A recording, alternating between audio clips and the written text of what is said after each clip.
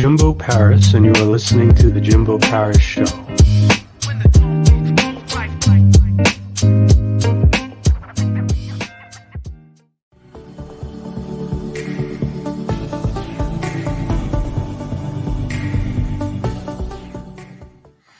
All right. How's it going, everyone? This is Jimbo Paris from The Jimbo Paris Show, and today we have a special treat for you all. This is the monthly feedback episode, so I'm going to be going in depth a little bit on the amazing guests I've interviewed this month. So let's get started. Enjoy. If you knew positively that you could improve your health just by changing your attitude, wouldn't you do it? Same thing applies to your life. If you positively knew, and I'm telling you, it's a fact, you positively knew that you could change and have a better future for you and the rest of your entire life just by changing your attitude to a positive one, wouldn't you do it? You can't scale and grow a business until you learn the foundations, the bedrock, the core things that you have to do in a business. Whenever you're in a conflict like that, you really have three options. You can address the problem, have a conversation with the person that you're having conflict with, have change the department you work in, whatever the case is. You can get over it, or you can quit. I think do what you want to do. Don't worry about other things. So same thing from a young person. Whatever your interest is, you sharpen it, enjoy, and do it. Same thing in the people in the middle. Of course, we are happy, continue to do, but if you want to do something, there is no other time to experience it. It won't be later. There is nothing different is going. If you want something, do it now. All right. So the first set of people, or the first person at least I would like to run through, is going to be Fred Kienle. And I'll tell you right now, he's a very, very great person to speak to. A very positive attitude. He's always smiling. And, he just has an amazing perspective in life. And, when it goes back to that old saying, old people always know what they're talking about, he definitely proves that statement correct in a lot of ways because he shows a lot. Attitude is about your mood and additionally your mindset. And attitude for him was always upbeat, always great. Even in his childhood, he would go in depth talking about how he would spend time with his family. He didn't really grow up in a very wealthy environment, yet he was always so positive and so happy. And he said, always having a good attitude can guarantee a happy life. And that shows to him. And attitude is crucial because even though in life you may get ups and downs, the fact that your attitude is always up here can get rid of all those ups and downs. Because with this man's life, it was just one up. That's very, very critical, especially with entrepreneurship as well. You always need to have a good attitude as an entrepreneur. Always. You need to be positive and you need to and again, he goes into this too, gratitude. This is the next quote. So you have to be grateful for where you are, and that gratitude is a part of your attitude. Knowing what you have right now is critical as an entrepreneur. Because I think as entrepreneurs, we get too caught up with what we actually want. And we end up forgetting what we actually have. That's critical. That's key. And additionally, this is a very important mindset to have. Sitting down every day just thinking, okay, what am I grateful for? What am I grateful for? What am I grateful for? Most people don't think about this. So that's the key. Think about these things. And again, this will take you places that you never even dreamed of. I realized, at least with me, when I began to not chase certain things in my business and I began to just show gratitude in what I already have, the following I already have, the people that I already have, I began to see more growth. Rather than worrying about little things like, little things, at least at the start of the business, I was so concerned about, getting the next show up and running. But what I really needed to focus on was just being grateful for the episodes I already had and to kind of use those episodes to build off on what I've had, if that makes any sense. And it even goes as farther to say, I'm grateful for the following I have now. I'm grateful for all those things. I'm not worried about my future following or what will happen in the future about that. I'm grateful now for the amazing set of people that are watching my show and enjoying my content now. And because of that, right now is my high point. I'm not worried about having a high point in the future. It's already here right now, and it should always be here. So the next point I'd like to hit generally is going to be Natasha is the next person I'd like to discuss. So be resilient, okay? You have to be relentless and you need to pursue your dreams, okay? Well, let me phrase it. It's not enough to be resilient. You have to be relentless. So being relentless is the idea that you just need to keep going. You need to have grit. You need passion and you need perseverance. And perseverance is what Relentless is really focusing in on. Resilient is just about taking one hit. Relentless is about just going through no matter what. Having one setback in your business or in your life, whether that's health, mindset, entrepreneurship, that's not what's really going to get you to the next level. It's getting through those constant errors, those constant setbacks. I can go back to, a lot of my experiences in both entrepreneurship, but also in college as well. Even though I'm, a fairly good student now and I've made honors, at first I was, struggling a lot. And that key to being relentless was really what happened. It was one setback, but then I went through that one setback and now I get through the next setback and now I go through that one. And again, I was having a hard time getting things done. Now I always love working. Beforehand, I would be extremely stressed out by just taking classes. Now I could take classes while focusing on my health, while running my business, and I can make honors while juggling this and all these other things. It's easy now. Why? Because I was relentless. I took the hits and I kept moving forward. And that's the key. It's not about just dealing with one setback. Life is about dealing with multiple setbacks, but you move forward even farther after dealing with those setbacks from the past. So the shortcut to everything is to do the work, do the learning. So this is the next step. I think this is a point that most people don't hit. The key to really hitting a level of mastery in anything is through experience. And experience can only be attained when you actually continue doing something again and again. Why am I so understanding of running a business? Why is my business at the stage where it's at now? It's because of experience. And when you build that experience from doing the work, you then are able to then do the learning additionally as well. And most people just can't take that first step. I remember a lot of people, there's certain people that will come to me for mentorship. And this one person was very eager to start a business. And they were talking length and length about all the different things that they wanted to do to run this business.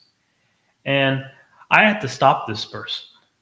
And I had to be like, look, what's the first step? I understand you want to do all these amazing things, but the first step is the key. Once you get that first step, you could then do the second step and the third step and the fourth step and the fifth step. Then you could do all those steps. Right now, what's that first step? Once you get that first step done, you can do it then. Now, you must do the learning additionally too. So after you do that first step, then you need to sit down and then you need to do some research. You need to think to yourself, okay? Because again, it's a ready, fire, then aim again mindset. After you've done the readying and firing, you got to aim now. Where are you aiming? So with Natasha Miller, she was a very successful woman. She built a lot of experience in business around the idea that she was sitting down and working in business schools, learning her craft, learning her trade in business. And a lot of times she was working with prototype businesses that the professor would throw out, and then she would give suggestions on how this business should play out, whether this business would fail or succeed. She was going in there doing the work and additionally doing the learning. And by going in there and challenging herself, and again, you can learn more about that in the interview I did with her. We go very in depth on her experience there. She began to attain that experience, and eventually it led to her success. And now she's advising businesses, growing businesses, and she's a very good example of what you can accomplish as a successful entrepreneur. And again, the key is she took that first step. She went into Harvard, did that course, she did those things, and now she was reaping the reward. So the next person I would like to get into is going to be, well, okay. So we have another quote here. So attack your dreams. So just attack your dreams and goals and don't let anything get in the way. When we get into this, you need to have something called focus. Sometimes you need to look at one area that needs adjustment and really enhance that area. What Natasha Miller really focused on was enhancing and improving her own employee environment. Okay, she was looking at her own employee environment and saying, how could I improve my employee infrastructure? She just focused on attacking that one area. And it helped her with her goal of being this HR superstar that she is now, running this big business, improving work culture in many businesses. But she had to focus in on that one specific area. Because when she was dealing with distractions in the past, it led her into a stalemate. She wasn't growing as quickly as she was previously. So again, that's a big key too. Focusing in on what you really need to do is a big component as well. So I'm not afraid of putting other people out there so that they can too have success. All of us, and we can all win. Okay, so essentially, Drew Jackson, again, pastor, moved on to entrepreneurship. And again, he advises lots and lots of entrepreneurs or even corporate business executives on how to enhance their own performance and leadership. And performance and leadership is key to a lot of different things. Drew Jackson is the type of man who could advise practically anybody in those areas if they're not well versed in leadership. Because while we can develop the technical talent, a lot of times people are lacking in that leadership. And leadership and skill are two different areas. They both need to be treated with respect in different areas. And Drew teaches a lot of young people to respect leadership. And again, I'm saying this to you as well, respect leadership too, because while it is important to have those hard skills, those technical skills, you need those leadership skills as well. And so his idea of, I'm not afraid of putting other people out there so that they can too have success and all of us and we can all win. He puts a lot of people out there. He takes people and he essentially helps to build them up and grow them into better leaders. A lot of times, Drew, additionally, when he's hired by these executive businesses, he doesn't work there just to help the leader or help the owner enhance the leadership of this other person as a manager. He does it for them. He might even tell them to quit their job, if anything. So he puts other people out there and he sacrifices for those people so that they can then grow, whether that be within the business or outside the business. And again, this is something we can all do. Focus on creating value within your business, and then you could create value in other people's lives as well. So the next thing is all of us. So life's too short. You can get over it and you can quit. So life is too short. So you can get over it or you can quit. So quitting, at least in Drew Jackson's life, was never really an option. He was a pastor. But additionally, he wanted to break into the business sector as well. He could have moaned, complained about breaking into that business sector, or he could have adjusted to his audience and actually found the success that he needed. Now, again, he's still a religious man. He's still great in that area. I'm a religious man as well. He's still in that area. But right now, the audience he's resonating with is with corporate businesses. And he got over that change of audience and overcame it to now work in a new area that allowed him to further grow. So again, excellent quote. Live your dream, do what you love. So living your dream and doing what you love is a critical point. You need to have a good gist of what you want to do. And I mean, with me personally, or with what I've done, you not only need to love what you're getting out of something, you need to love doing it. So I think this goes back to this idea of intrinsic motivation. I love speaking to you all right now. I don't really care much about what I get out of doing it. I enjoy speaking to you all and showing to you what you need to do. And this is what it means by living. To live means to kind of be in that moment and enjoy what you're doing right now. And again, the same way I found that new opportunity as an interviewer, and Drew found that opportunity as, a consultant for a lot of business leaders and enhancing their leadership, you too can find that new opportunity as well. But the key to finding that new opportunity is really just loving what you do. That's the key. All right. Mohanananda. Education is the way to change the world, and people have to be knowledgeable to do the right thing. Believe in your best judgment, what is right to do without expecting any specific return. So just a bit about Mohan. Extremely intelligent man, extremely intelligent. He's one of those people where, you speak to him and he's smart. I've interviewed lots of intelligent people, so you kind of pick them out without even trying after a while. So this man is extremely educated. He was successful in many different fields. And again, from being a juror to a scientist to a full-on entrepreneur running stamps.com, he's done it all. And education was his way of empowering himself and taking his own talent to the next level. And believing in your best judgment and what's right to do without expecting anything specific in return was sort of how, in a way, if we jump back to Fred, how he developed his own sense of gratitude. Because he was grateful for the deed itself. He didn't want anything in return. He was thankful for what he already had. And by doing that, he further grew what he was doing. So the next quote, I always tell them to do what they like to do best. So, and again, he's referring to his children and grandchildren. This is probably, this guy's an amazing parent as well, because he was going in depth on how most parents like to have their kids do what they want them to do. And that usually leads to complications.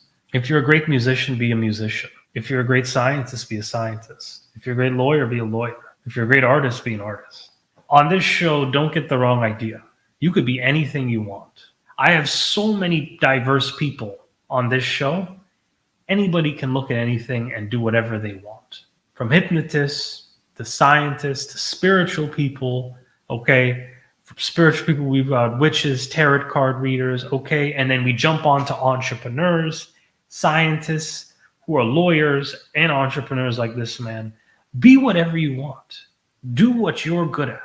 Do what guides you in that direction, okay? So you need to pursue what you believe in, and that's very important. So the next quote, so every day you learn something new. Learning is an ongoing process. So learning is very key for a lot of different reasons. And the way you learn these skills, or the way, you do these things, is important. Now, whether you learn these skills in one way or another way is different, but it's an ongoing process. And you need to cherish that. Nobody knows everything. And this is another thing too. I think this is what this quote is also teaching as well. Don't be hard on yourself. If you don't know something, ask someone for help. Think about it, okay? But the key is to always continue moving on. There's no end to it. And again, this is coming, and again, you could look at my interview. This is coming from an extremely intelligent man. So don't take my word for it, take his word for it. He knows what he's saying. Additionally, okay, this has been an amazing privilege to give you all this information. Hopefully you got a lot from this. Hopefully you enjoyed all the interesting nuggets that I've received from interviewing these people. I'll definitely be taking a lot of their insight into my own understanding, because again, the learning never stops. As I continue to do these interviews, I continue learning more and more and improving my own life as well. I'm going to get a bit into this, but just 2 months ago, I did an update for weight loss. I didn't document my entire weight loss. A few years ago, I've actually done a 2-year weight loss journey. I've dropped about 61 pounds since then. And, I've gotten healthier. I've taken care of my health now, drinking more water, exercising, being healthier. And I think a lot of the advice that I was getting from health helped jumpstart me in that direction. And even interviewing a lot of the people when it leads to things like time management, that helped me to really get my grades up academically. And I have a feeling a lot of the insight that I'm getting from this month as well can help to further jumpstart or help to grow myself in the business sector as well. So again, lots of great things are going on. So yeah, thank you again, everyone. This has been a privilege. This is the Jimbo Paris Show. Thank you again. So let's get into the sponsors. Six Figure University and Kienle, both successful entrepreneurs focused on teaching you how to make six figures. So one owns a salon shop, Kienle, the other one's an engineer, and they both teach you how to make six figures in both real estate and maybe even starting your own salon shop. So check them out. And if you want to empower yourself by making six figures, look at them. The next one is LifeWork Systems. So LifeWork Systems is our affiliate and collaborative partner. If you're interested in the organization, check them out. Basically, what Judy Ryan does is she helps grow organizations and companies into the kind of culture they really want or really need to have. And if you want to improve your company culture, Judy Ryan has a lot of these solutions for you. And check out the interview if you want to understand more of the in-depth nuances on how she grew her company culture. It's very interesting as well. All right. Another thing, subscribe now. We own a YouTube channel, so subscribe to us. We're continuously growing. It really does help for you to subscribe to us. We're pushing out new content constantly, so look at our show. Yeah, we're also available on Roku as well. You could check out our Roku channel on our website, or you could just look at roku.com. Check our show out. We're on demand. Also, all of our live shows are on our Roku channel too, so you could sit down, relax, and watch me interview people and discuss all the interviews I've done. All right. I'm Jimbo Paris. This is the Jimbo Paris Show. Thank you again.